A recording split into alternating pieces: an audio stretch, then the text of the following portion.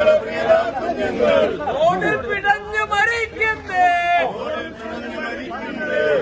പിടഞ്ഞു മരിക്കുന്നേ, ജോർജ് മുരാജി രാജിവെക്കൂ പോ പുറത്ത്, രാജിവെക്കൂ പോ പുറത്ത്, രാജിവെക്കൂ പോ പുറത്ത്. മാധ്യമങ്ങളിലെല്ലാം നമ്മളിത് കണ്ടുകൊണ്ടിരിക്കുന്നത് വളരെയധികം നിർഭാഗ്യകരമായ ചില വാർത്തകളാണ്. നമ്മുടെ സംസ്ഥാനത്ത് തെരുവു നായ്ക്കളുടെ ശല്യം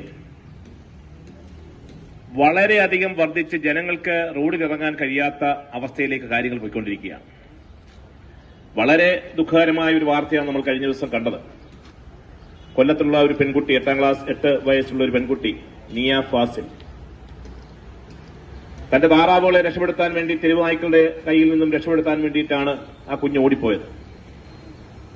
ശരീരമാകമനം തെരുവു നായ്ക്കള് അതിക്രൂരമായിട്ട് ആ പെൺകുട്ടിയെ കടിച്ചു.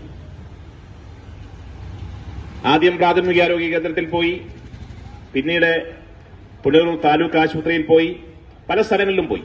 ഈ പോയിടത്തെല്ലാം ഈ പെൺകുട്ടിക്ക് പ്രതിരോധ വാക്സിൻ കൊടുത്തു. അങ്ങനെ പ്രതിരോധ വാക്സിൻ കൊടുത്ത ആ പെൺകുട്ടി കഴിഞ്ഞ ദിവസം മരണപ്പെട്ടു.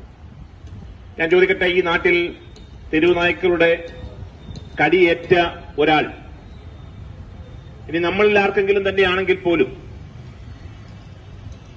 വിശ്വസിച്ച് എങ്ങനെ നമുക്ക് ഒരു ജനറൽ ആശുപത്രിയിലോ അല്ലെങ്കിൽ മറ്റേതെങ്കിലും ആശുപത്രിയിലോ ഈ പ്രതിരോധ വാക്സിൻ എടുക്കാൻ, ആ പ്രതിരോധ വാക്സിൻ എടുത്തിട്ട് ജീവനോടുകൂടി നമ്മൾ ഇരിക്കും എന്ന് എങ്ങനെ നമ്മൾ വിശ്വസിക്കും? കേരളത്തിലെ ആരോഗ്യരംഗത്തിന്റെ ഒരു അധപ്പതനമാണ് ഇവിടെ നടന്നുകൊണ്ടിരിക്കുന്നത്. കാണുമല്ലോ, കേരളത്തിന്റെ ആരോഗ്യ മേഖല ആകെ തകർന്ന് തരിപ്പണമായിരിക്കുകയാണ്. കേരളത്തിൽ